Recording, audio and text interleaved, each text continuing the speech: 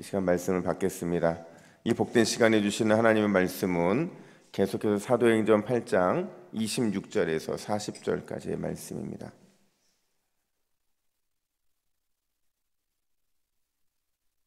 신약 성경 200면에 있는 사도행전 8장 26절에서 40절까지 온전한 순종이라는 제목으로 오늘 말씀을 받습니다. 26절부터 교독해 있습니다. 주의 사자가 빌립에게 말하여 이르되 일어나서 남쪽으로 향하여 예루살렘에서 가사로 내려가는 길까지 가라 하니 그 길은 광야라. 일어나 가서 보니 에디오피아 사람 곧 에디오피아 여왕 간다게의 모든 국고를 맡은 관리인 네시가 예비하러 예루살렘에 왔다가 돌아가는데 수레를 타고 선지자 이사야의 글을 읽더라. 성령이 빌립더러 이르시되 이 수레로 가까이 나아가라 하시거늘 빌립이 달려가서 선지자 이사야의 글 읽는 것을 듣고 말하되 읽는 것을 깨닫느냐 대답하되 지도해 주는 사람이 없으니 어찌 깨달을 수 있느냐 하고 빌립을 청하여 수레에 올라 같이 앉으라 하니라.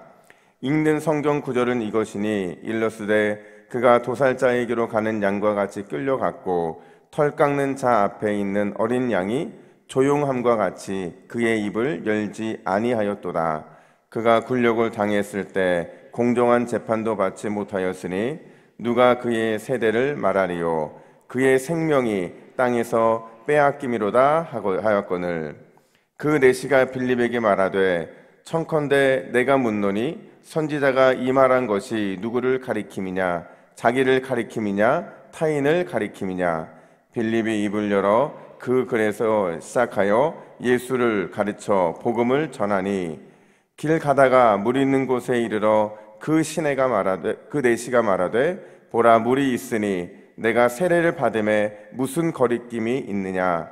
이에 명하여 수레를 멈추고 빌립과 네시가 둘 다 물에 내려가 빌립이 세례를 베풀고 둘이 물에서 올라올새 주의 영이 빌립을 이끌어 간지라.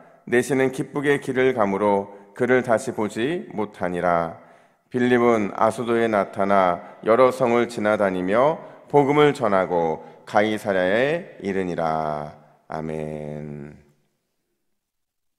여러분, 히말라야는 고산지대잖아요. 근데 여기에 사는 부족들에게 있어서 가장 중요한 동물이 하나가 있대요. 어떤 동물일까요? 양이죠, 양. 왜 양이 고산지대 사람들에게 귀한 이런 동물이냐면 일단 방목이 쉬워요. 풀어놓으면 알아서 잘 자라죠. 물론 뭐 여러 가지 어려움 당하기도 하지만 기본적으로는 방목이 쉽습니다. 그리고 뭐 털도 얻을 수 있죠. 젖도 얻을 수 있죠. 거기에 고기까지 제공해 주기 때문에 이 히말라야 지역에서는 양을 매우 귀하게 여긴다는 거죠. 그러다 보니까 당연히 이제 양을 사고 팔 때 나름의 기준이 있는데 그 기준이 뭐냐면 뭐 나이도 있고요. 또 크기도 있고 또 건강 상태도 살펴보는데 가장 중요하게 보는 게 있대요. 일종의 테스트인데 양을 이제 경사에 올려놓습니다. 그러면서 이제 주인이 양을 몰고 올라가거나 또 주인이 양을 몰고 내려가는데 이때 언제 풀을 뜯어먹는지를 본다는 거예요. 경사를 올라가면서 풀을 뜯어먹는지 경사를 내려가면서 풀을 뜯어먹는지를 늘 확인하고 양을 사고 판다는 거죠. 여러분, 경사를 올라가면서 풀을 뜯는 양과 경사를 내려가면서 풀을 뜯는 양 중에서 어느 양이 더 비쌀까요? 무조건 풀을 뜯는 양은 다 좋은 양인데 어떤 양이 비싼 양이냐면 전자예요.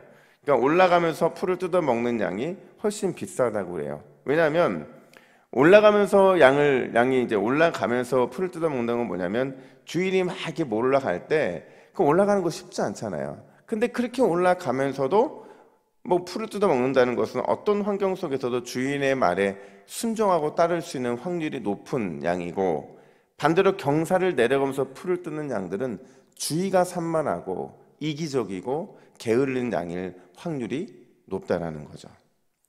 여러분, 우리는 지난 주일부터요 지금 초대교회 7 집사 중에서 한 사람인 빌립에 대해서 다루고 있거든요.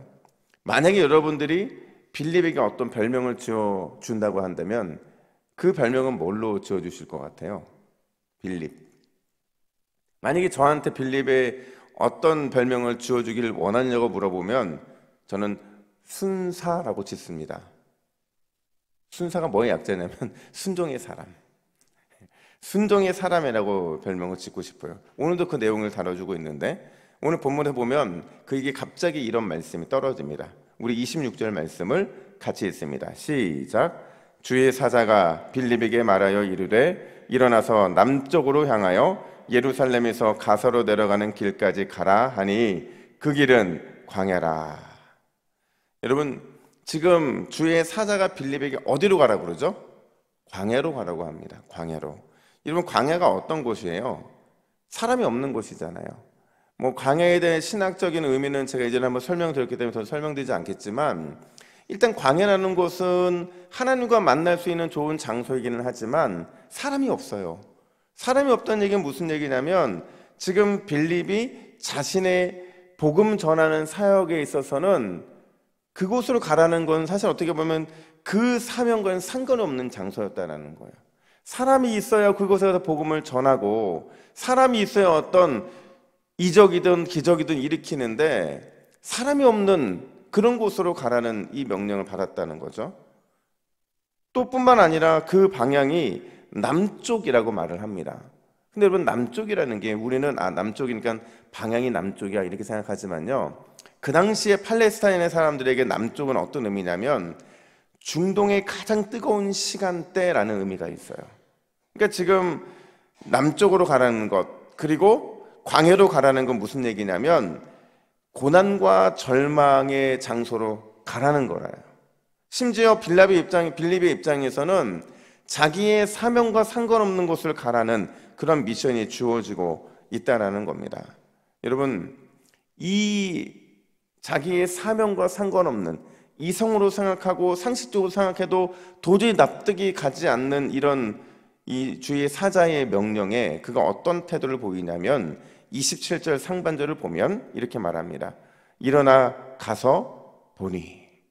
무슨 뜻이냐면 가라는 명령이 있고 그 다음에 어떠한 설명도 없이 일어나 갔다라는 것을 원어적으로 풀어보면 주저하지 않았다는 거예요.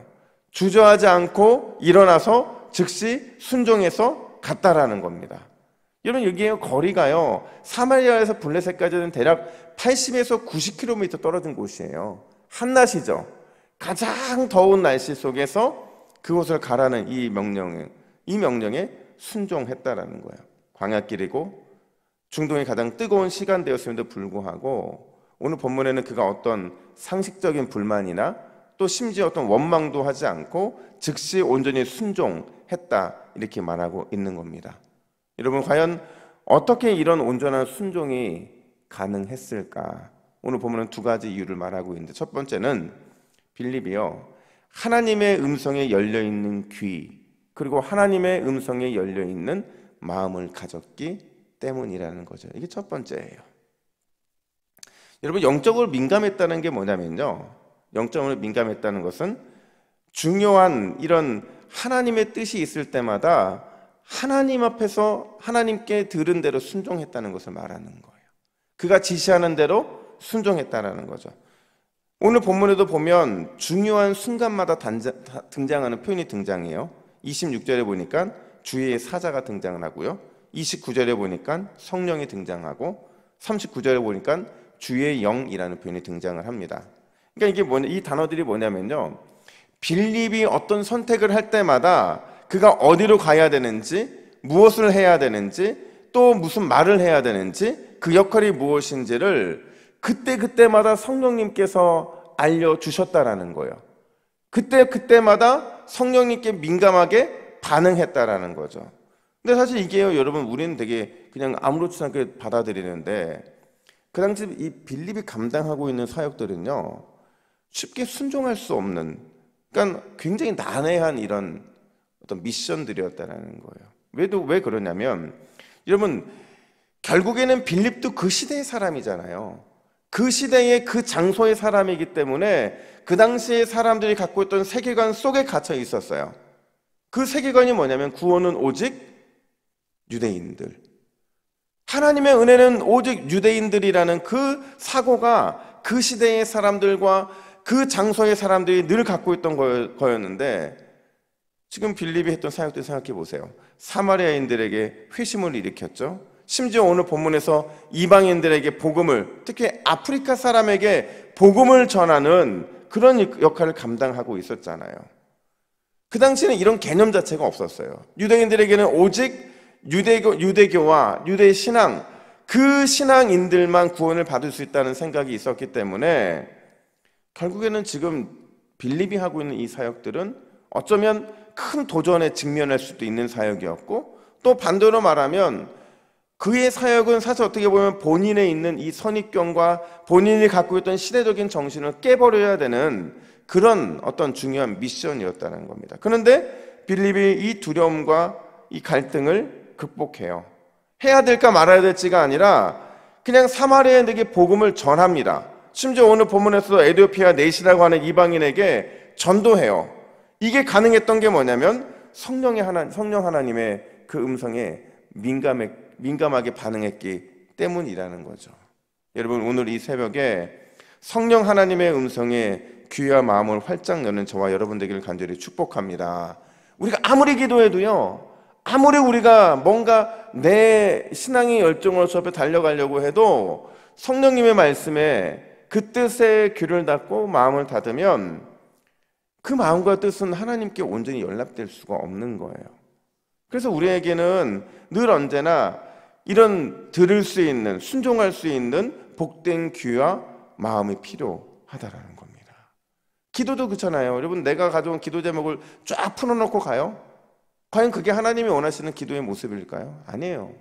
가장 먼저는 물어야죠. 하나님, 제가 오늘 이 새벽에 어떤 기도를 해야 되겠습니까? 하나님이 주시는 기도의 제목들이 있으면 그 제목 갖고 또 기도할 수도 있는 거예요.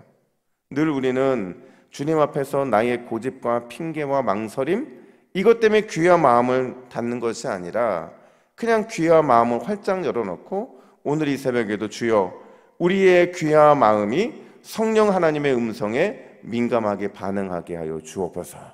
이렇게 기도할 때 오늘 우리 기도는 살아날 수밖에 없는 거예요.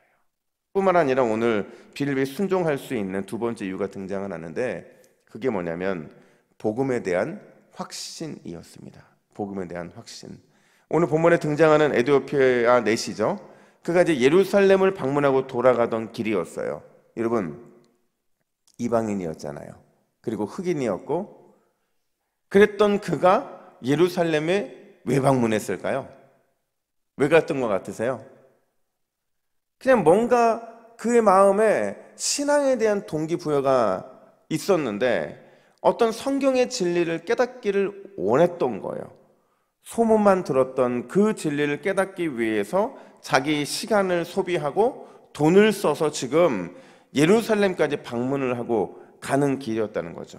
근데 문제는 예루살렘에서 그가 그렇게 간절히 원하고 바랬던 그 진리를 깨닫게 해주는 사람이 없었던 거예요. 신앙의 중심지라고 말하고 있는 예루살렘에 아무도 그의 질문에 대답해 주는 사람이 없었다는 거죠. 영적인 답답함을 해결하기 위해서 갔는데 더 큰 절망만 경험하고 돌아오게 되었다는 것. 그 마음의 상태를 오늘 보면 31절 중반전 이렇게 표현합니다. 지도해 주는 사람이 없으니 어찌 깨달을 수 있느냐. 이게 무슨 얘기예요? 너무 아쉽다는 거예요. 답답하다는 거예요. 아무도 나에게 이런 걸 가르쳐주는 사람이 없는데 너무 답답하다는 말을 합니다. 그런 그를 영적으로 해갈시키고 세례까지 받게 해준 게 뭐냐면 우리 35절 말씀 같이 읽을까요? 35절입니다. 시작. 빌립이 입을 열어 이 글에서 시작하여 예수를 가르쳐 복음을 전하니. 빌립이요, 그의 입을 열었는데요, 예수를 가르쳐 복음을 전했다 이렇게 말을 해요. 예수 그리스도와 복음을 그 입에서 선포한 겁니다. 여러분, 준비가 안 되는데 어떻게 이런 선포가 가능했겠어요?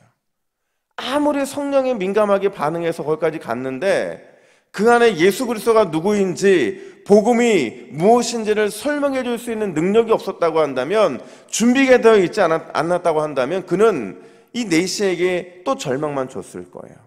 근데 항상 예수 그리스도가 누구인지, 복음이 무엇인지에 대해서 그가 확신 있게 갖고 있었고 그 마음을 확신 있게 설명했기 때문에 결국 빌립의 고백을 통해서 아프리카 내시가 구원을 받게 되고 세례받고, 그리고 그 이후는 등장하지 않지만 아마 아프리카 선교의 문이 그로 인해서 열리게 되었다라는 거죠.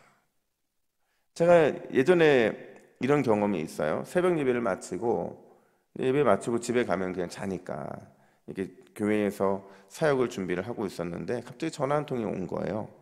아버님이 임종을 앞두고 있는데 복음을 제시해 달라는 거죠. 근데 그 시간대가 딱 출근 시간하고 겹쳐 있는 거예요.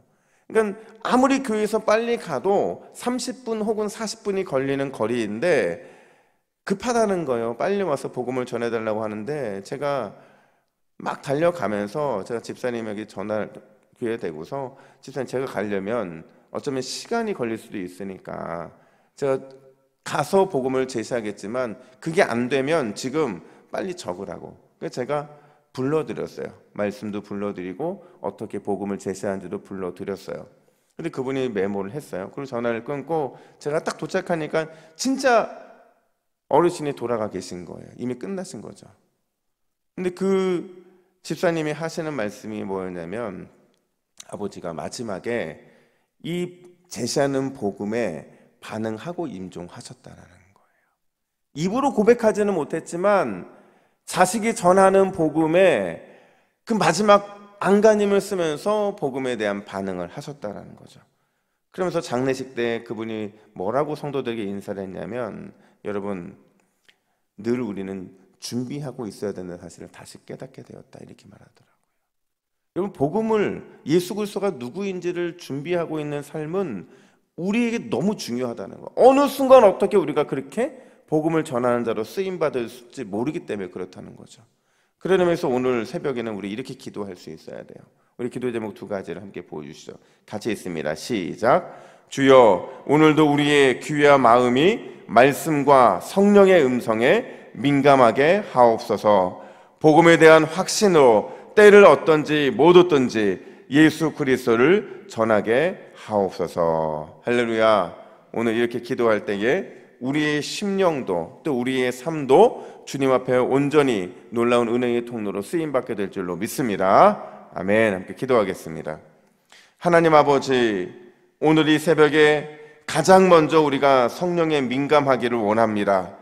성령 하나님께서 주시는 기도의 제목을 붙잡고 기도하게 하여 주시고, 하나님의 마음을 내 마음에 온전히 느끼며 기도할 수 있도록 우리에게 영적인 민감함을 허락하여 주시옵소서. 오늘 하루 종일 살아가며 복음에 대한 확신으로 살아가기를 원합니다. 복음과 예수 그리스도, 그분에 대한 온전한 확신을 가지고 날마다 때를 어떤지 못 어떤지 복음 전하는 일에 늘 힘쓰는 우리 모두의 삶이 될 수 있도록 역사하여 주시옵소서. 감사드리며 예수님의 이름으로 기도하옵나이다. 아멘.